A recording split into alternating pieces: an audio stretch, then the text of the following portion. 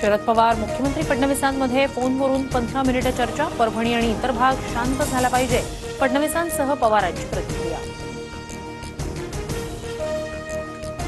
बीड प्रकरणात कुणीही सुटणार नाही. आरोपींवर कडक कारवाई करणार. मुख्यमंत्री देवेंद्र फडणवीस यांचं आश्वासन. बीड हत्या प्रकरणातील सर्व 8 आरोपींवर मकोका. सुदर्शन घुले, सुधीर सांगळे, विष्णू चाटे, महेश केदार, जयराम चाटेसह प्रतीक घुले, कृष्णा आंधळे आणि सिद्धार्थ सोनवणेवर कारवाई. खंडणी आणि बीड खुनातील आरोपी एकच, त्यामुळे खंडणीच्या सर्व आरोपींवर मकोका लावा, अन्यथा हा मकोका आम्हाला अमान्य. मनोज जरांगे यांची मागणी. धनंजय मुंडेंना मंत्रिपदावरून दूर करा. आकाचा आकाही आता बिनभाड्याच्या खोलीत जायला हवा. धाराशिवच्या मोर्चातून सुरेश धस यांची अजित पवारांकडे मागणी.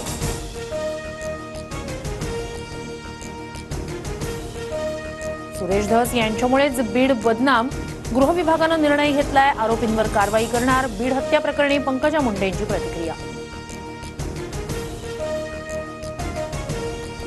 बीड जिल्ह्याला बदनाम करत नाही आम्ही, फक्त परळी पॅटर्न बद्दल बोलतोय. परळीशी आमचा संबंध नाही. सुरेश धस यांचं पंकजा मुंडेंना प्रत्युत्तर.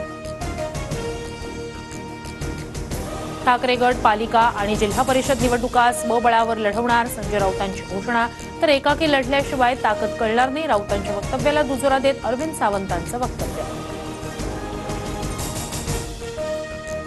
काँग्रेससोबत जाणं ठाकरेंची चूक. आता त्यांना पश्चात्ताप होतोय. चंद्रशेखर बावनकुळे यांची टीका. तर विधानसभेला विरोधात लढलेल्यांना तूर्तास महायुतीत प्रवेश नाही. बावनकुळेंकडून स्पष्ट. ठाकरे गटानंतर काँग्रेसकडूनही स्वबळावर लढण्याचे संकेत. संधी हवी असं काँग्रेस कार्यकर्त्यांनाही म्हणावं, पण आम्ही निर्णय घेऊ. वर्षा गायकवाड यांचं सूचक वक्तव्य. राष्ट्रवादीनं महापालिका निवडणुका स्वबळावर लढायला हव्या. भाजपसोबत लढणार असं वाटत असेल, पण राजकारणात कुणी कुणाला विचारत नाही. नवाब मलिक यांची प्रतिक्रिया.